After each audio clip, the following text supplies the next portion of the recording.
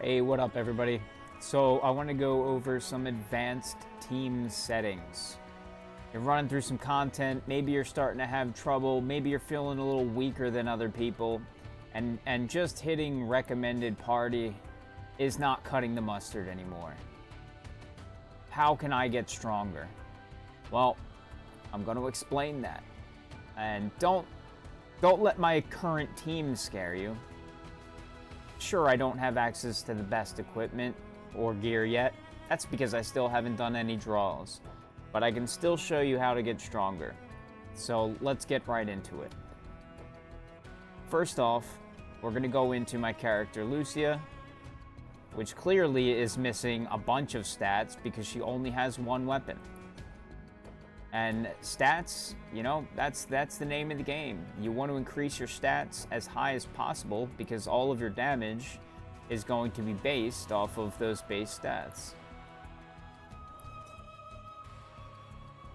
So let's take a look at one of her weapons here. You can see within each weapon, as you power it up, you're going to get access to various bonuses. So these are things that you're going to want to keep in mind.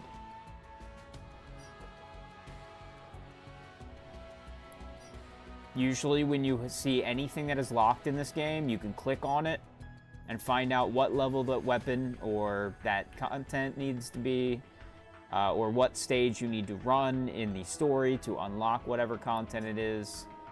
That is another nice little trick to learn.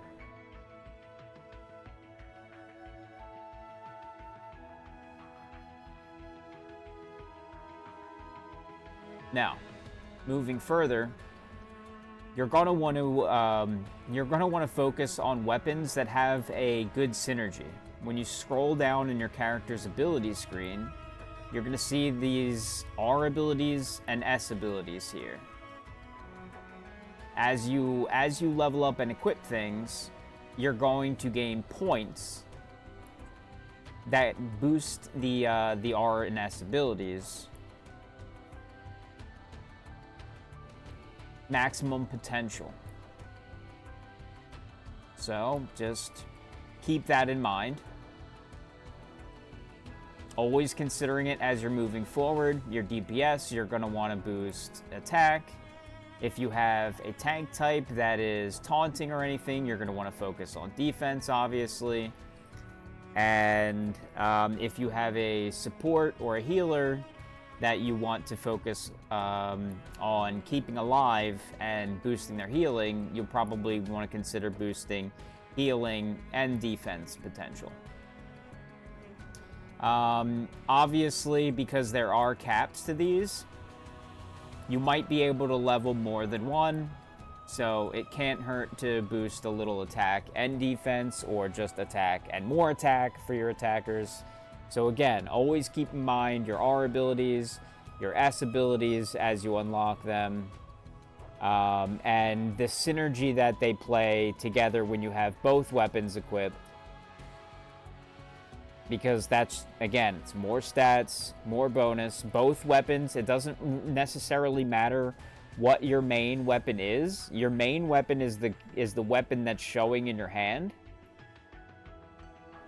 Your second ability, your second weapon still has all the same stats and bonuses as the main weapon. It's just not showing in your hand.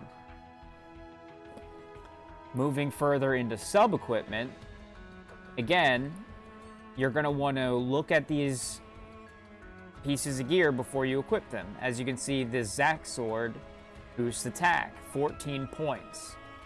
So if it's an attacker, you want to boost attack, a tank, defense, healer, healing, etc.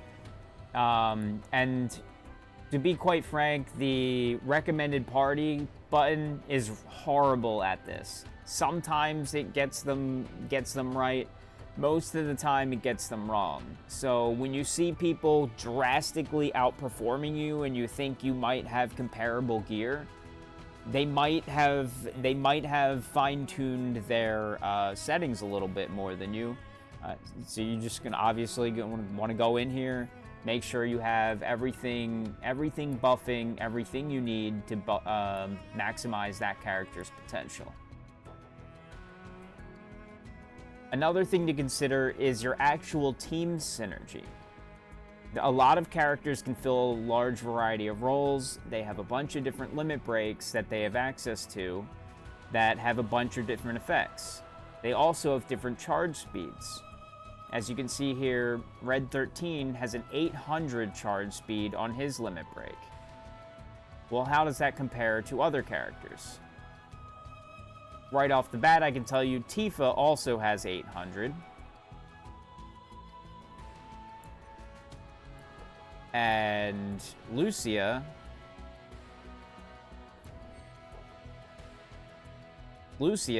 is 1800. And what does that mean? Well, lower is better. So Red 13 and Tifa effectively get their limit breaks almost 200% times faster, or 200% faster. You can use a combo like this, or you can use all 800s if you prefer. You can use all 1800s if you prefer. But I highly suggest a combo like this where you have two 800s and one 1800. The 1800 is effectively your finisher. That is going to have the strongest damage output. And again, they're just going to be finishing a combo. And then the two 800s, you want to have, they're going to be a lot weaker, but you're more than likely going to be using some type of utility out of here. As you can see, I'm using Red 13, who, while he only does 320% physical and magical non-elemental damage, he also does a physical attack decrease and a magic attack decrease, which is pretty good. So Red 13 is effectively an enemy breaker. And then moving into Tifa, you can see that Somersault similarly does 300% physical and magical non-elemental damage, but hers alternatively does physical defense decrease and magic defense decrease. So she's effectively breaking the enemy's defenses with her limit break and doing it quite often. And Red 13 is breaking the enemy's attack potential on both sides. Both of them on both sides, which is awesome, awesome utility. Now, there are other characters that have similar limit breaks, so you don't necessarily have to use Red 13 or Tifa, but I strongly suggest you look into building your teams that have really good synergy like this. Breaking the enemy's attack potential, breaking the enemy's defenses, also the ability to raise your party's attack and defense. Red 13 has a lot of weapons that have access to shields and stuff like that. I believe we have one equipped, so let's go right over to him. Tough barrier. Physical defense is increased. Also, magic heal is cast.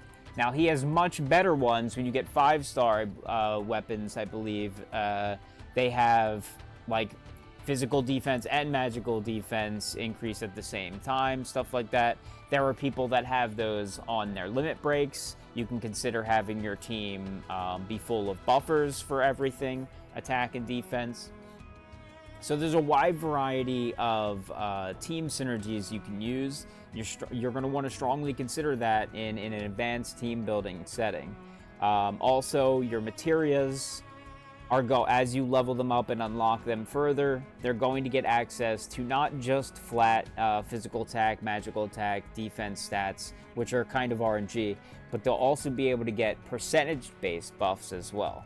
So I don't want to go too far into materials, because I strongly suggest that everybody kind of saves up materials for materia. And as the game just launched, so don't rush into anything.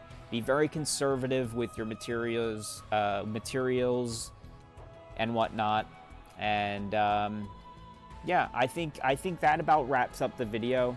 But just a quick recap, again, when you're advanced team building, recommended party is not always going to cut it. What it will kind of help with is making sure you have the right sigils, but whatever fight you're going into will always show you what sigils you need, and what elements are effective in that fight. So you don't need the recommended party necessarily, but it is way faster. So if you vastly overpower a fight and you think it's just quicker to just hit recommended party and go, by all means. But again, it's really not as effective as it could be, and I hope Square Enix is able to update this in the future. Maybe if people complain about it, they will. Highly unlikely, though, that they will.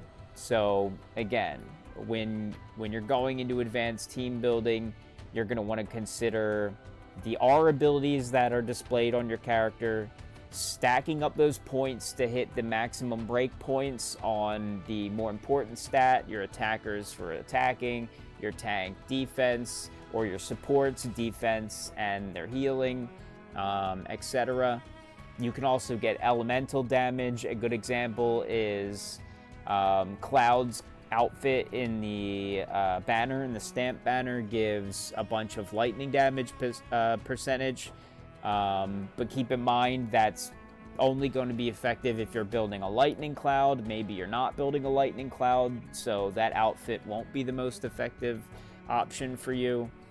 So there's a lot of things to consider when building your team, but again, if you feel like you're massively underpowered compared to other people, just take a look at your gear, fine-tune your R abilities and S abilities in the